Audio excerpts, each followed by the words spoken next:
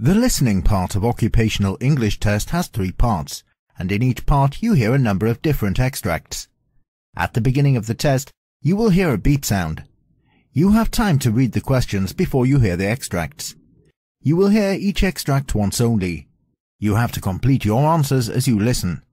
At the end of each test, you will be given 2 minutes to check answers. Part A. In this part of the test, you hear 2 different extracts.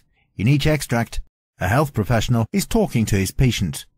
For questions 1 to 24, complete the notes with the information you hear. Now, look at the notes for Extract 1. Extract 1, questions 1 to 12. You hear a doctor talking to a patient called Brian Harris. For questions 1 to 12, complete the following notes with a word or short phrase. You now have 30 seconds to look at the notes.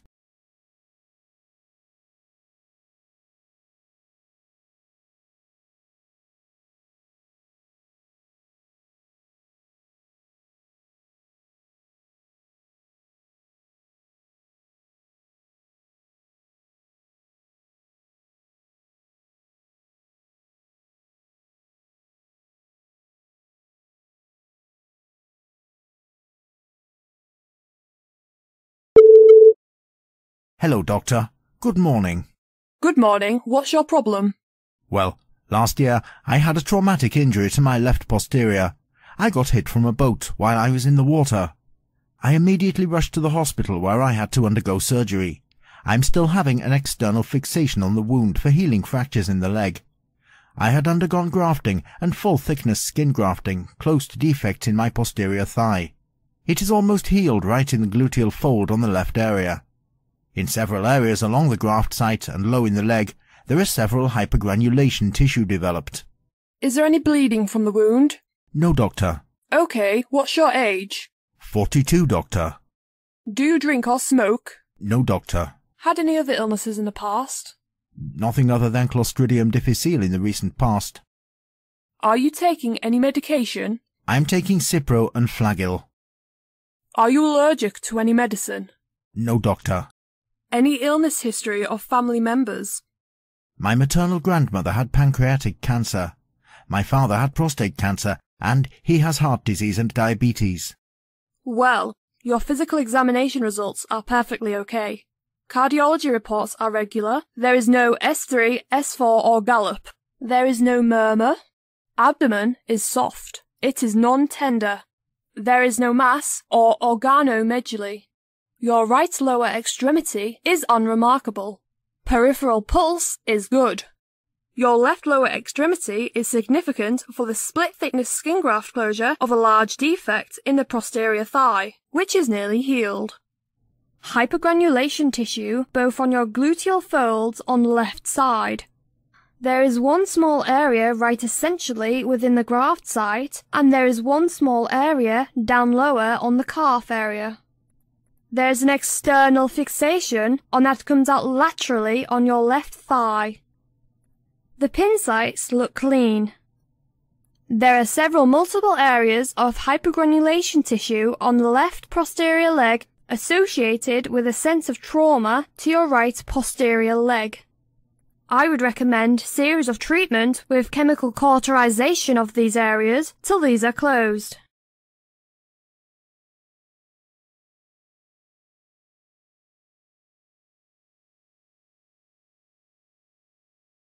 Extract 2, questions 13 to 24. You hear a physician talking to a patient called Thomas Andrews. For questions 13 to 24, complete the following notes with a word or short phrase. You now have 30 seconds to look at the notes.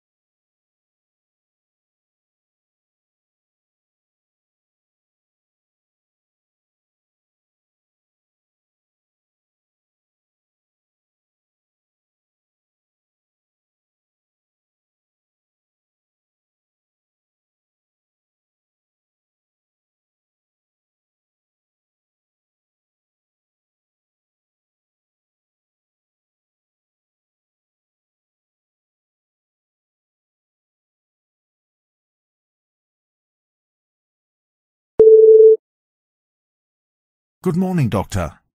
Good morning. Have seated. May I know your problem?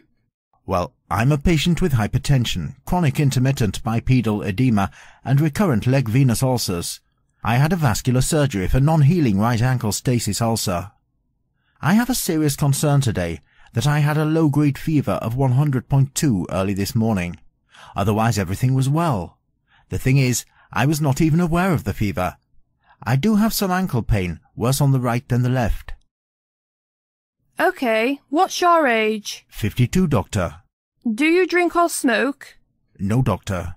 Are you getting nausea, vomiting or diarrhea? No, doctor. May I know your previous illness history? Well, hypertension, exploratory laparotomy in 2016 for abdominal obstruction, cholecystectomy in 2017, chronic intermittent bipedal edema, venous insufficiency, chronic recurrent stasis ulcers. What medications are you taking? Primaxine, daptomycin, clonidine, furosemide, potassium chloride, lisinopril, metoprolol, ranitidine, colace, amlodipine, zinc sulfate, Lortab, multivitamins with minerals. Are you allergic to any medicine? No, doctor. Well, the physical examination shows heart rate 73, respiratory rate 20, blood pressure 104/67, temperature 98.3, and oxygen saturation 92% on room air. There is hyperpigmentation involving distal calf on both legs. There is an open wound on the right medial malleolar area measuring 9 by 5 centimeters with minimal serous drainage. Periwound is hyperpigmentated with a hint of erythema extending proximally to the medial aspect, distal third of the right lower leg. There is warmth, but minimal tenderness on palpation of this area. There is also a wound on the right lateral malleolar area measuring 4 by 3 centimeters. Another open wound on the left medial malleolar area measuring 7 by 4 centimeters. Wound edges are poorly defined. Laboratory results show white blood cell count is 5.8 with 64% neutrophils, H&H 11.3/33.8, and platelet count 176,000. BUN and creatine 9.2/0.52, albumin 3.6, AST 25, ALT 9, alk-phos 87, and total bilirubin 0.6. Chest X-ray shows chronic bibasilar subsegmental atelectasis, likely related to elevated hemidiaphragm, secondary to chronic ileus. No absolute findings. You have multiple previous wound cultures positive for Pseudomonas, Enterococcus, and Stenotrophomonas. Fevers, right leg, ankle cellulitis, chronic recurrent bilateral ankle venous ulcers, hypertension. I am ordering 2 sets of blood cultures, injection with daptomycin and Primaxine 4. I am ordering an MRI of the right ankle to check for underlying osteomyelitis. Follow-up results of wound cultures. Additional treatment and medications are upon follow-up.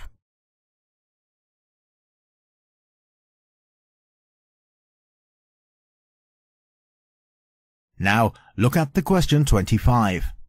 You hear a discussion about common types of neuropathic pain. Now, read the question.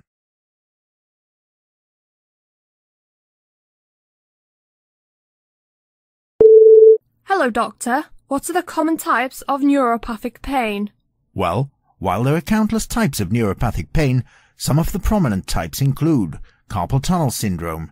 Is caused by nerve compression in the wrists and causes pain in the wrist, thumb and fingers. Central pain syndrome can occur after nervous system damage, such as a stroke.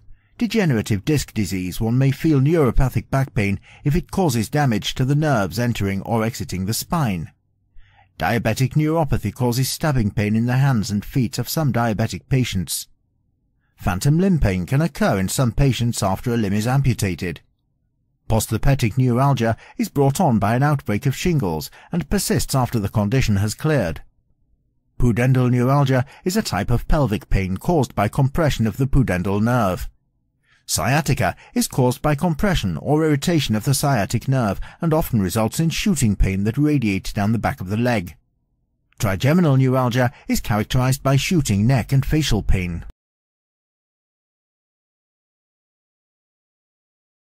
Question 26. You hear a discussion bronchodilators used to treat chronic obstructive pulmonary disease. Now read the question.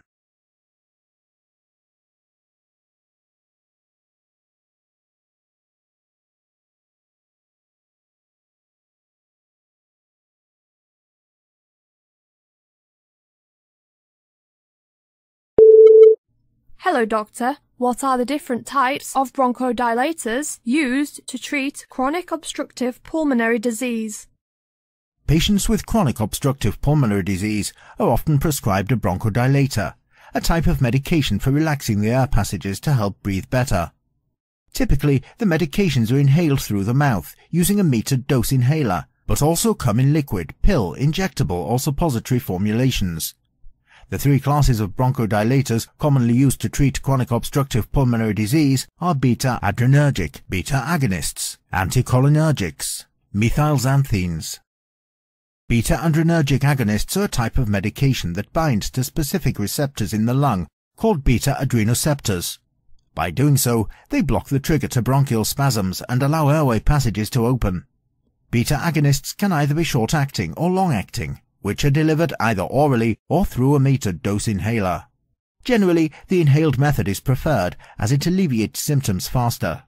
Anticholinergic blocks the neurotransmitter acetylcholine in the central and the peripheral nervous system to its receptor in nerve cells and inhibit parasympathetic nerve impulses. Methylxanthines affect not only the airways but stimulate heart rate, force of contraction, and cardiac arrhythmias at high concentrations.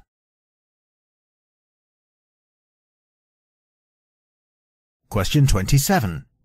You hear a discussion about pancreatic neuroendocrine tumors.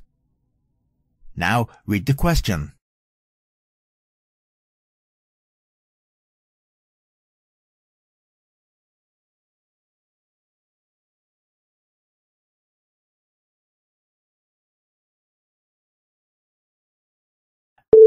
Doctor, what are the various types of pancreatic neuroendocrine tumors? There are different kinds of functional pancreatic neuroendocrine tumors. Gastrinoma usually forms in the head of the pancreas and sometimes forms in the small intestine. Most gastrinomas are malignant. Insulinoma forms in the head, body or tail of the pancreas. Insulinomas are usually benign. Glucogenoma forms in the tail of the pancreas. Most glucogenomas are malignant. VIPomas, which make vasoactive intestinal peptide. Somatostatinomas, which make somatostatin.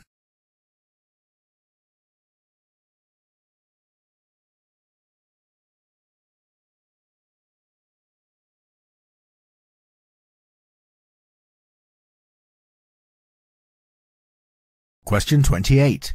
You hear a discussion about melasma and different types of melasma. Now read the question.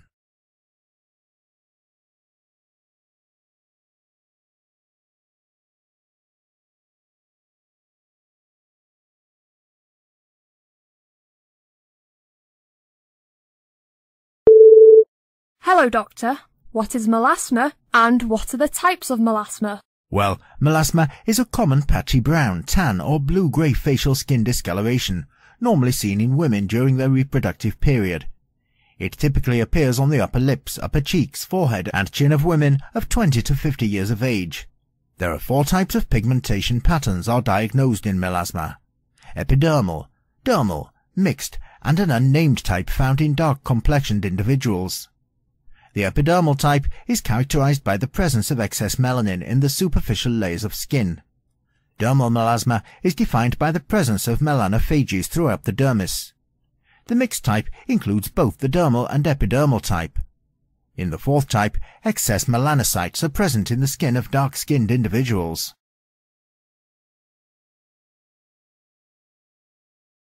Question 29. You hear a discussion about possible causes of arthritis. Now read the question.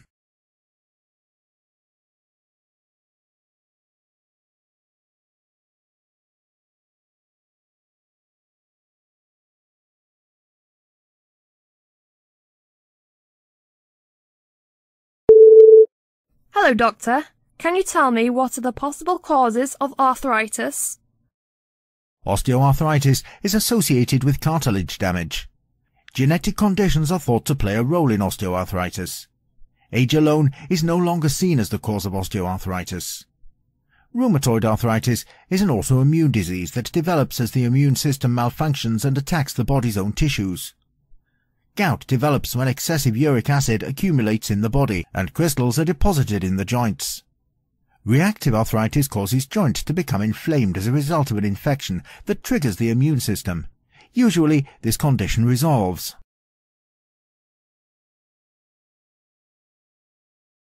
Question 30. You hear a monologue of a physician on granulomas. Now, read the question.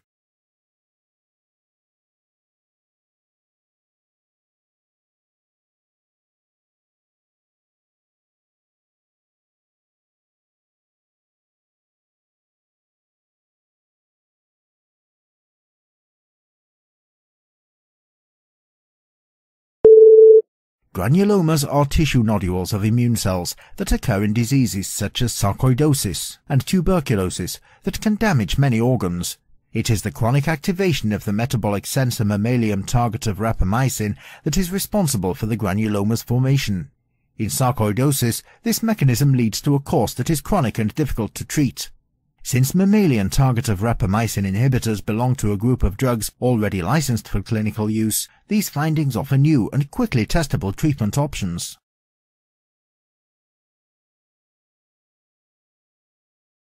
Part C. You hear the lecture given by a physician on colectomy surgery. You have 90 seconds to read questions 31 to 36.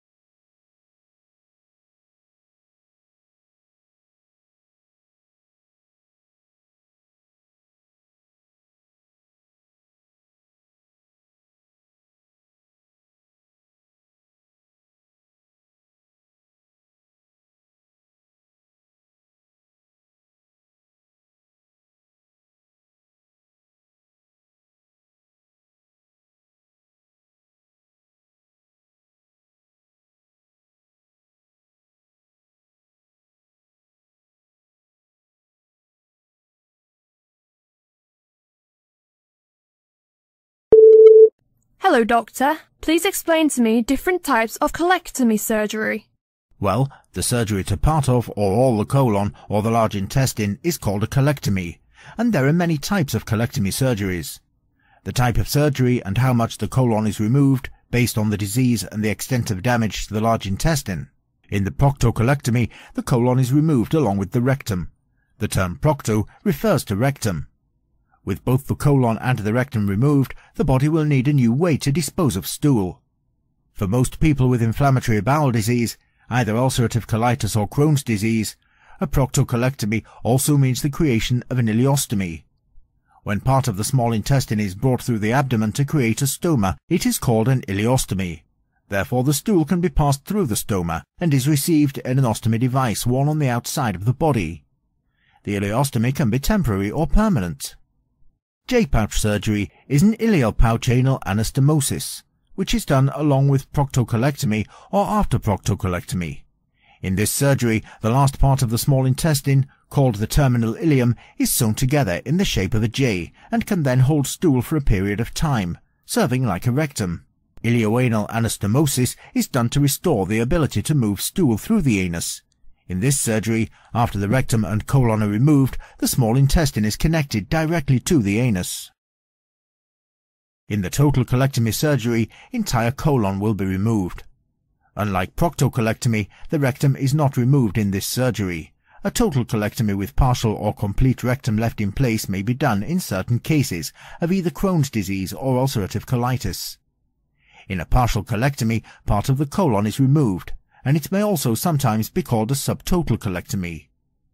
A partial colectomy may be done for certain patients with Crohn's disease, while it is also done to treat colon cancer or diverticulitis. This surgery is never done for the patients with ulcerative colitis, since the disease will often recur in the healthy section of the colon that is left. In hemicolectomy surgery, either the left or the right part of the colon is removed.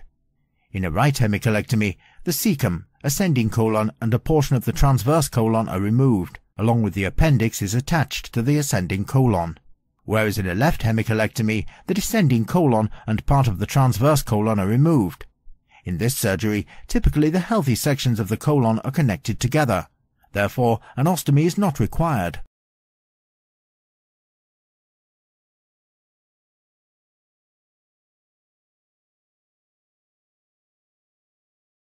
Now, look at Extract 2. Questions 37 to 42. You hear the monologue of a physician giving a lecture on ankle fractures. You have 90 seconds to read questions 37 to 42.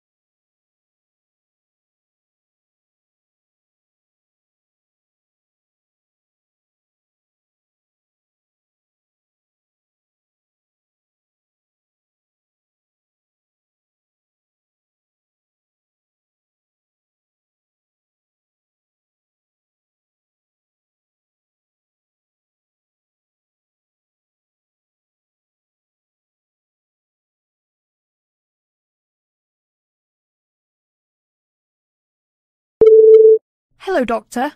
What are the types of ankle fractures? There are different types of ankle fractures, and treatments vary significantly based on the location and severity of the injury. When a broken ankle occurs, the injury may be to the end of the medial malleolus, called tibia, or to the lateral malleolus, called or both. There are many types of ankle fractures, and let me explain you about certain common types ankle fractures. Lateral malleolus fractures is the ankle fracture that involves only fibula. Most of the lateral malleolus fractures can be treated without surgery if the ankle joint remains stable. A surgery is recommended in case of an unstable joint or the ligaments are damaged. However, the hint for surgical recommendation is when the fibular fracture is within 4 centimeters of the end of the bone. In such case, the fracture can be treated non-surgically if there is no injury on the inner part of the ankle. Medial malleolus fractures involves only tibia. This fracture occurs to the bone on the end of the tibia, which is called the medial malleolus. An isolated medial malleolus fracture is very rare compared with an isolated lateral malleolus fracture. Generally, a displaced medial malleolus fracture is treated with surgery. Bimalleolar ankle fractures involves both fibula and tibia that occur when there is an injury to both the inner and the outer side of the ankle, always resulting in an unstable ankle joint, and surgery is to be recommended for most of the patients with this kind of fracture. Even if the fracture heals without a perfect positioning, the ankle joint alignment will remain disturbed and could result in accelerated arthritis of the ankle. Even after a surgery, ankle cartilage can be damaged at the time of the fracture, resulting in arthritis. Therefore, a proper diagnosis and repair of these fractures is essential to avoid the chance of long-term problems. Although a bimalleolar equivalent fracture involves only fibula, there is also a tear of the ligaments on the inner side of the ankle, resulting in instability of the ankle joint. Therefore, a surgery is essential. Trimalleolar fracture involves both fibula and tibia like a bimalleolar ankle fracture. However, the bone in the back of the tibia called the posterior malleolus is also fractured. At times, if a large fragment of bone is fractured, a surgery is inevitable. Posterior malleolus fracture involves only tibia. This is a rare injury in isolation. Fractures of the posterior malleolus generally occur in association with bimalleolar ankle fractures. In such case, the injury is called a trimalleolar ankle fracture. Mesonerve fracture involves both fibula and tibia, which is a less common injury. However, this injury needs to be diagnosed thoroughly, as there are chances of missing this injury. In this type of fracture, the bone is injured on the inner side of the ankle, called the medial malleolus. The force of this injury passes through the large ligament that connects the two bones of the leg, called the syndesmosis. Since the damage is caused to this supporting ligament, the ankle becomes unstable, and most often a surgery is recommended.